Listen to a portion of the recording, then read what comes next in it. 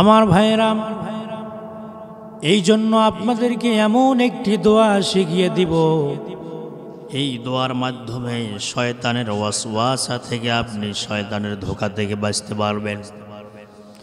আজকে শয়তানের ধোঁকার জন্য তো আমরা জিনাহ করছি, শয়তানের ধোঁকায় আমরা আজকে মানুষকে হত্যা করছি, মানুষের অন্যায়ভাবে আমরা জমি দখল করতেছি, শয়তানের ধোঁকায়, শয়তানের ওয়াসওয়াসায় আজকে আমরা অসংখ্য অশ্লীল খারাপ কাজে লিপ্ত আছি। আল্লাহ পাক বলছেন, ইন্নাহু লাকুম আদুউম মুবিন, নিশ্চয় শয়তান তোমাদের প্রকাশ্য শত্রু।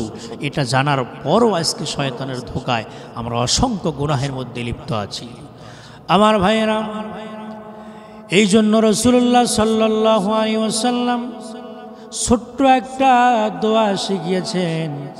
যদি কোনো মানুষ এই দোয়া পড়তে পারে সকালবেলা, এই মানুষটা বারবার যখন এই দোয়াটা পড়বে সারাটা দিন শয়তানের ধোঁকা থেকে সে বেঁচে থাকতে পারবে।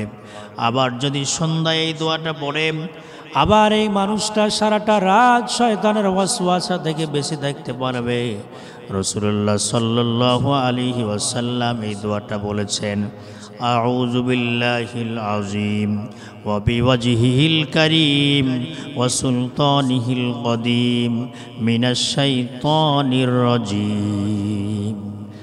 আমি আপনাদের সুবিধার্থে আবার বলছি, আউযু বিল্লাহিল আযীম ওয়া বিওয়াজহিল কারীম ওয়া সুলতানিহিল কদীম মিনাশ শাইতানির রাজীম।